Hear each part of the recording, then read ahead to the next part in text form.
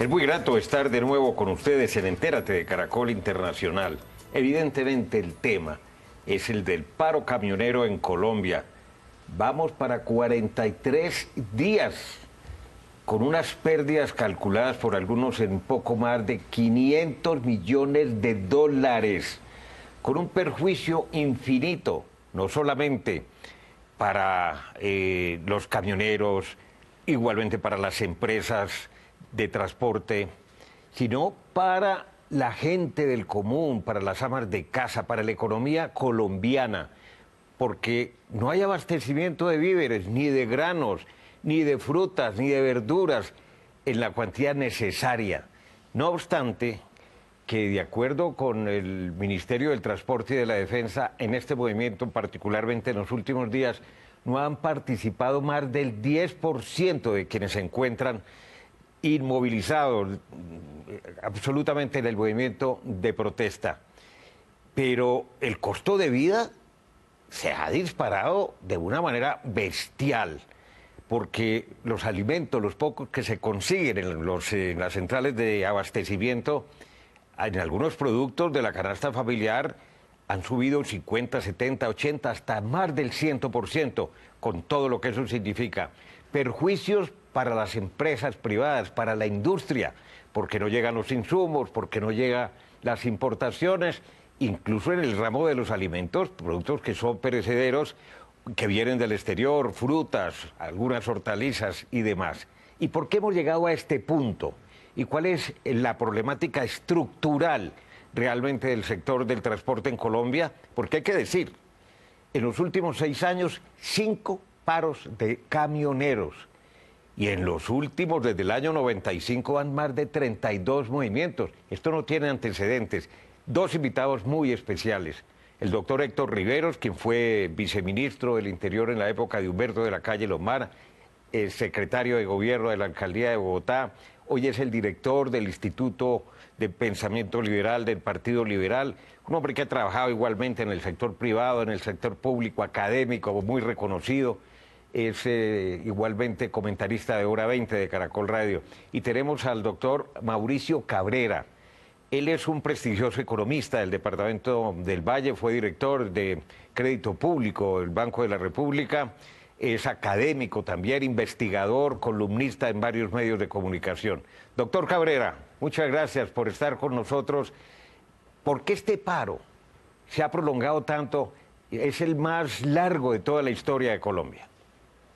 Muy buenos días, Darío, a usted y a toda la audiencia. Hay una estrategia de negociación muy complicada. Yo creo que el paro se ha prolongado porque claramente el gobierno le ha faltado, o se demoró, más que le ha faltado, se demoró en tomar las medidas adecuadas para enfrentar el paro. Porque si bien es cierto que hay unas problemáticas sociales válidas, unos reclamos que son aceptables de parte de los transportadores, desde el momento en que se pasó a las vías de hecho, desde el momento en que se pasó a bloquear carreteras, a impedir que otras personas que no querían participar en el paro trabajaran, el gobierno ha debido tomar medidas que impidieran estas actividades. Además, también, cuando se conoció que dentro de los líderes del paro había personas con acusaciones muy graves de corrupción, de falsedad de documentos e inclusive de lavado de dinero, el gobierno ha debido levantarse de la mesa y exigir que cambiaran los negociadores, porque con personas sindicadas así creo que no tiene sentido negociar. Doctor Héctor Riveros, ¿usted coincide con esa apreciación de nuestro colega? Sí, Darío, yo coincido con Mauricio en general en que ha habido un poco de dudas digamos, en la manera como el gobierno ha enfrentado el paro, que se ha demorado. Hay algunos temas que no han debido pasar, por ejemplo, las medidas que se adoptan para tratar de garantizar el movimiento de víveres, de drogas, etcétera, han debido tomarse antes y no esperar a que pasaran 3 o 4 semanas para tomarlas. Pero a mí me parece que detrás de esto hay unos temas de fondo que vale la pena discutir, como por ejemplo, uno es que yo creo que el sector del transporte es un sector sobreintervenido, es lleno de reglamentaciones por parte del Estado, como casi casi ningún otro sector de la economía colombiana. Y a mí me parece que, bueno, primero, cada intervención de esas, cada requisito, cada trámite se vuelve una cadena de corrupción.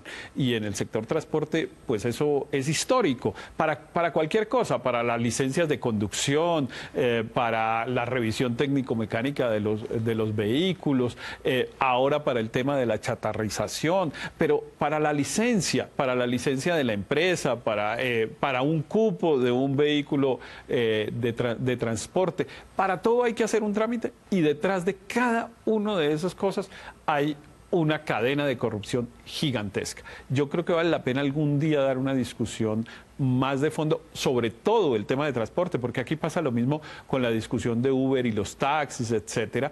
Y si no le disminuimos, en mi opinión, a la intervención tan profunda del Estado que hace en este sector de la economía, no le vamos a disminuir ni a la corrupción, ni vamos a tener un sector económicamente más eficiente. Y que sea sobre todo más competitivo de cara a lo que se viene con las 4G, cuando ya arranque su construcción y sean puestas en servicio aproximadamente algunas en 4 años, 5, 6 años, porque incluso los transportadores dicen, doctor Riveros, que es que van a entrar más multinacionales, que eso se lo van a dar a la empresa, a la multinacional suiza Impala, que no puede ser.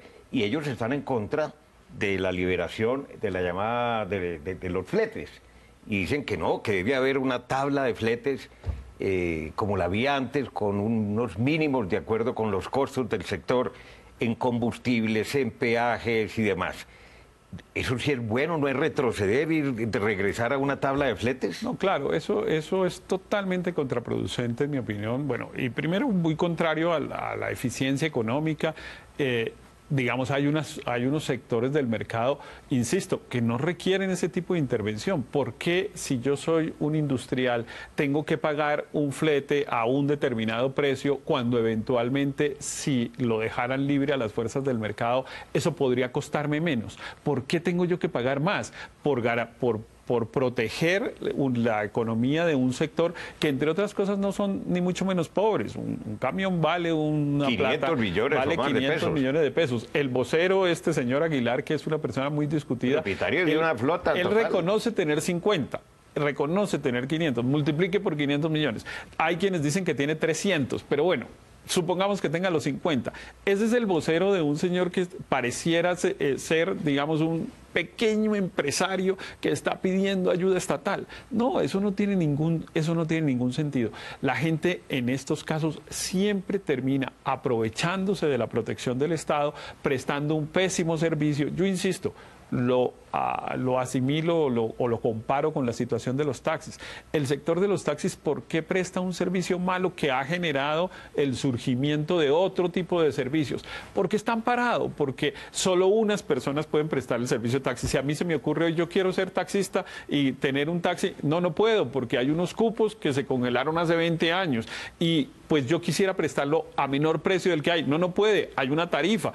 Todo eso distorsiona el mercado y termina generando un mal servicio para los ciudadanos. Doctor Cabrera, realmente también alegan algunos de esos dirigentes del sector del transporte de carga que sobran 50.000, 70.000 vehículos, pero al mismo tiempo ellos, se garantiza por parte del ministro, son responsables en un alto porcentaje de que el sistema de chatarrización se haya corrompido y no funcione la regla del 1 por 1. Sale un vehículo viejo que tenga más de 20 años y entra uno nuevo. Y todavía tenemos cerca de 20.000 carros que se debían haber chatarrizado, que no se chatarrizaron en la práctica, porque hubo precisamente corrupción, remarcación, falsificación de documentos y demás.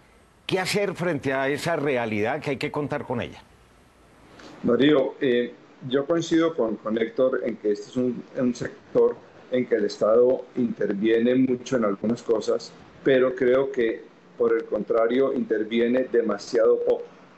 Mire, la intervención del Estado en el sector de transporte es absolutamente esencial, pero no para garantizar cupos o número de camiones, sino para desarrollar mecanismos o sistemas de transporte más eficientes. Estoy hablando específicamente del tema de los ferrocarriles. En una economía de mercado como la de Colombia es muy difícil que el sector privado se lance a construir ferrocarriles. Eso necesita un impulso y unas condiciones específicas del mercado.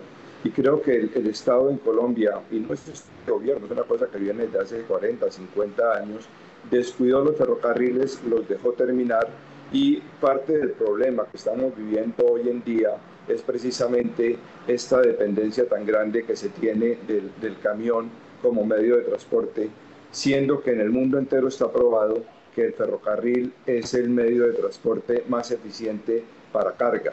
Se han hecho algunos intentos, y ahora también con el tema de la navegación del río Magdalena, pero hasta ahora no han resultado exitosos. Y yo creo que el Estado sí tiene que intervenir de una manera muy fuerte, pero es para eso, para construir los medios de transporte que sean más eficientes para la economía colombiana y que le permita a todos los productores ser mucho más competitivos. Y esto se llama ferrocarril. Evidentemente, usted anota un punto fundamental. Acaba de fracasar la última concesión que se había adjudicado precisamente en su departamento, en el Valle, el ferrocarril del Pacífico.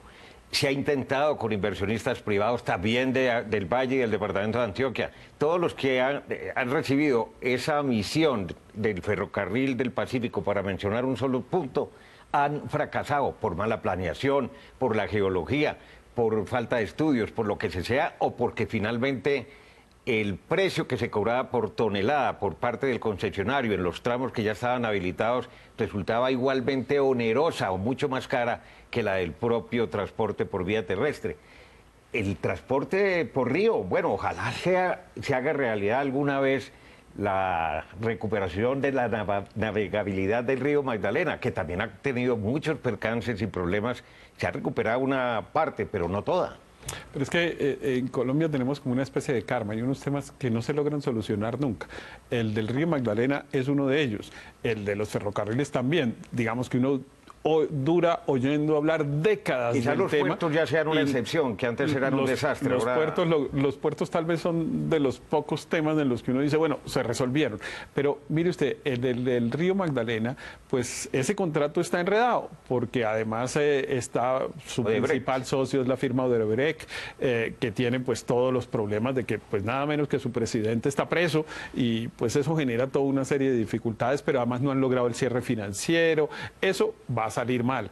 El tema del ferrocarril del Pacífico salió mal por diversas razones, pero una de ellas es porque la línea está totalmente invadida, porque es que no hay autoridad. Entonces hay unos señores que se ponen al lado de la línea y claro, inmediatamente hay el anuncio de que se va a tratar de arreglar el ferrocarril. Aparecen miles de personas para empezar a pedirle al concesionario dinero para quitarse, etcétera, y ellos terminaron yéndose, que fue lo mismo que pasó con la línea de interconexión que estaba preparada para hacer una segunda línea hasta Buenaventura, y pasó exactamente igual. Pero en el caso del transporte, digamos, ha habido como una especie, insisto, de karmas que impiden generar unas soluciones que parecen como las del sentido común, la del tema del río, la del tema del ferrocarril. Pero yo insisto, hay un problema estructural en el sistema de transporte en Colombia. Porque, por ejemplo, en Colombia hay unas cosas que se llaman empresas de transporte, pero las empresas de transporte en realidad son un escritorio y un teléfono. Ya ni siquiera un teléfono, porque uno decía un escritorio y un teléfono cuando había líneas fijas, ya ni siquiera un teléfono.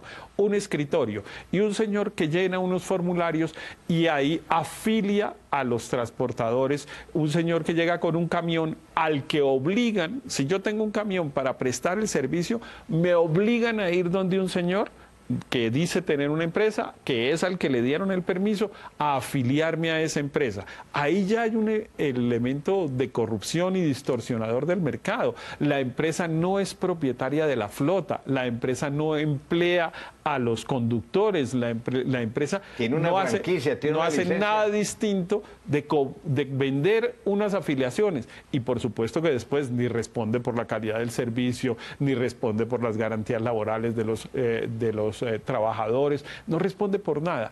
Entonces, ¿qué era lo que pasaba o lo que pasa todavía en el transporte urbano? Y digo pasaba porque Transmilenio cambió un poco ese esquema, y en algunas otras ciudades se cambió un poco con otras dificultades, pero por lo menos se cambió la estructura empresarial. Habría que pensar algo parecido en el tema del sector transporte de carga. Regresamos por este paro camionero que ya va para 43 días. ¿Y eso, doctor Mauricio, se va a prorrogar más? ¿O en qué punto realmente? Es que parecieran ser tan disímiles las posiciones, tan radicalmente distintas. Bueno, gracias a las medidas anunciadas por el gobierno la semana pasada, de quitar las licencias a los conductores, a las empresas que persistan en el paro, capturar e incautar incluso los camiones que bloqueen las vías y otra serie de decisiones que, aunque tardías, han servido porque el movimiento ha venido perdiendo fuerza, y de hecho en las últimas 48 horas el abastecimiento de víveres y alimentos y demás ha sido casi, ya es casi normal en buena parte de las regiones de Colombia. Pero para que esto no se repita dentro de un año, ni dentro de dos, porque es que, repito, y valga la redundancia, van 5 paros en los últimos 6 años. ¿Cómo llegar a una solución consensuada, inteligente y eficaz? A ver, Darío, una primera observación. El paro no ha terminado y el paro no tiene que terminar. Si hay 10.000 transportadores que quieren estar en paro, que lo hagan. Y yo creo que el gobierno, con las medidas, no está prohibiendo que se haga el paro. Lo que está haciendo el gobierno es impidiendo que estos señores bloqueen el país entero, bloqueen a los que quieren trabajar, bloqueen a toda la economía. Entonces, si no hay bloqueo para la economía, que el paro siga 90 días, 6 meses, no hay problema. Estos señores tomarán sus decisiones y aceptarán las consecuencias de no trabajar. Lo que no se puede aceptar, y afortunadamente el gobierno ya está tomando medidas en este sentido, que, como usted lo dice, han mostrado ser efectivas, ya se ha restablecido bastante la normalidad en las carreteras, es que los que quieren hacer paro bloqueen a los que no lo quieren hacer. Entonces, esa es una primera observación. Creo que no se puede limitar el derecho de protesta. Si la gente quiere protestar y quiere hacer paro, que bienvenido sea, pero que no obliguen a los que no quieren hacerlo. Claro. Frente al problema estructural, yo creo que ahí hay que revisar varias cosas, porque es cierto que existe unas demandas reales de los transportadores que tienen validez. El costo de los combustibles, el costo de los peajes en Colombia es de los más caros del mundo, con un agravante adicional. En otros países, en España, en Europa, en Estados Unidos, por supuesto hay carreteras con peajes no tan caros como acá, pero al lado de esos hay unas carreteras que no tienen peaje, de manera que el conductor o el transportador puede elegir tomar la carretera con peaje, ir más rápido pagando un dinero, o tomar otra carretera de menores especificaciones que se va a demorar más y no el peaje. En Colombia eso no existe. En la mayoría de las carreteras la única alternativa es pagando peaje, y son peajes, como le digo, muy costosos, que con las autopistas de 4G seguramente seguirán lo mismo e inclusive pueden subir más. De manera que aquí hay un problema que el gobierno sí tiene que empezar a mirar y actualizar los costos que se reconocen, porque ahí hay unos que han subido efectivamente. De todas maneras, el segundo aspecto, que es el exceso de oferta, tiene que enfrentarse con decisión. Aquí hay que tomar medidas que no solamente sancionen a los que hicieron las falsificaciones con la chatarrización, a los que falsificaron papeles, a los que se inventaron camiones, etcétera, sino que disminuya efectivamente el número de camiones, porque no tiene ninguna posibilidad que este sector sea rentable y que la gente pueda prestar un servicio eficiente con el exceso de oferta que hay hoy en día, y exceso de oferta que seguir las cosas así seguirá creciendo. Yo creo que el gobierno tiene que hacer esas dos cosas: revisar exactamente el tema de costos, ver cómo puede reducir algunos de estos costos que están enfrentando los transportadores, y segundo, enfrentar con decisión el problema del exceso de oferta para que se reduzca. Desafortunadamente, dejar esta operación al libre mercado totalmente, es decir, que sea el mercado el que regule las tarifas, produciría una guerra de precios, una guerra de tarifas donde realmente los pequeños posiblemente saldrían perjudicados. Como están las cosas hoy en día y habiendo pasado la historia que ha sucedido, no es posible tomar la medida simplista de decir libre mercado, que sean los transportadores en el juego de la oferta y demanda los que regulen la tarifa. Eso llevaría a unos problemas sociales de consecuencias muy complejas.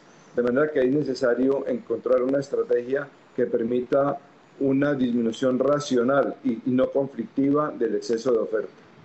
Y eso hay que hacerlo de manera paulatina, pero son dos posiciones encontradas, la que tienen el doctor Héctor Rivero y el doctor Mauricio Carrera sobre este particular. Hay que decir que gracias a las medidas que adoptó el gobierno, como por ejemplo unas caravanas con la vigilancia de helicópteros, de la policía, se han realizado más de 1.700 y eso ha ayudado a que los puertos se descongestionen y a que los productos de la canasta familiar salgan rápidamente, así como los insumos provenientes de otros países de donde se importa por parte del sector privado colombiano.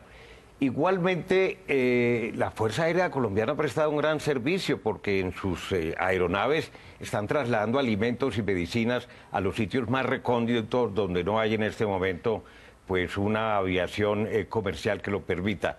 Pero aparte de esta discusión, doctor Riveros, ¿qué otras cosas para no incurrir de nuevo en muy pocos meses en otro movimiento de esta naturaleza que le cuesta a la economía un montón de dinero, es decir, al bolsillo de todos los colombianos y en beneficio de la inflación que castiga más a los pobres que a cualquier otro sector?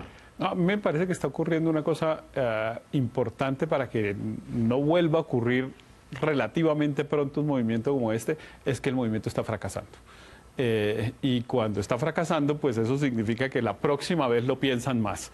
Y no digo porque eventualmente no tengan algunos reclamos que sean legítimos, seguramente, todos los chiquitos, ¿no? Seguramente los tienen, pero lo cierto es que esto va a significar una remisión al interior de la estructura digamos, del sector empresarial de transportadores, que estaba, digámoslo en términos coloquiales, mangoneado por unas personas que están saliendo muy debilitadas en este paro, y eso es una buena noticia. Es mala noticia en el sentido de que algunos no van a obtener lo que hubiesen esperado y de pronto que era justo que lo pudieran obtener con un movimiento de protesta como este, pero yo sí creo que había que debilitar esa mafia que hay en el transporte que mangoneaba este tipo de movimientos. Usted habla de manipulación y de mangoneo. Ha habido aprovechamiento político de algunos sectores, el Polo, quiero decir, el Centro Democrático del senador Uribe. Sí, pero a mí eso me parece legítimo. Los que están en la oposición siempre tratan de que al gobierno le salgan las cosas mal y eso, digamos, yo nunca critico eso porque me parece que eso es una actitud normal de los movimientos políticos cuando están en oposición. Pero al interior de los gremios, en este caso sí, me parece que había unas personas que claramente estaban obteniendo provecho indebido de la propia organización gremial y de las normas y de las protecciones que se lograban con los movimientos. Eso va a salir debilitado. Mire, Darío, el paro realmente está languideciendo. Yo tuve oportunidad de recorrer desde Bogotá hasta Bucaramanga por tierra el viernes y regreso. ¿Sin problemas? El día viernes, sin problema, pero muy desolado. No había transporte de pasajeros, pues camiones prácticamente no había, etc. Muchos han guardado los vehículos por temor a que los apedreen, van más de 100 Pero ayer vehículos. en el regreso el tráfico era muy distinto al del viernes. Había transporte de pasajeros. Había vigilancia, había 50.000 policías. Había vigilancia, había transporte de pasajeros, había un número de camiones, no por supuesto ni mucho menos el normal, pero claramente se notaba que los transportadores estaban empezando a decir, primero no aguanto más con el carro parado porque me voy a reventar económicamente. ¿Mi familia de qué hace? Claro. Y segundo, pues el riesgo que había ha disminuido notoriamente. Y yo creo que eso en 2 o 3 días vamos a tener un transporte casi totalmente normal y completamente debilitado el sector que estaba afectando al propio gremio transportador que decía representar. Regresamos en Entérate de Caracol Internacional. Doctor Mauricio Cabrera, tampoco se entiende claramente en cuanto al conocimiento y dominio de la problemática del sector que vayan 5 ministros del transporte en los últimos 5 años. Es un tema realmente delicado y grave, porque mientras en otros ministerios ha habido gran continuidad, en la problemática es seria.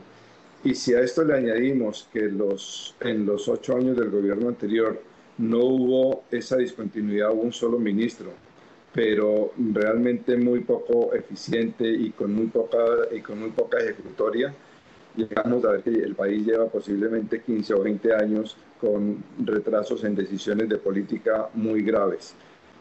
Afortunadamente, el sector de transporte se convirtió una pieza clave en el rompecabezas del ajedrez electoral. Me refiero a las próximas elecciones, con el vicepresidente, los amigos del vicepresidente, los que no son amigos, etcétera. Y yo creo que esto ha tenido efectos perjudiciales. Es posible que esta sea una de las razones por las cuales el gobierno se demoró en tomar las medidas que afortunadamente ahora ya ha tomado y que están dando buenos resultados en cuanto a la normalización del transporte. Porque le quiero comentar que yo también tuve la oportunidad el fin de semana de viajar, no hasta Buenaventura, pero sí hasta la mitad de la carretera.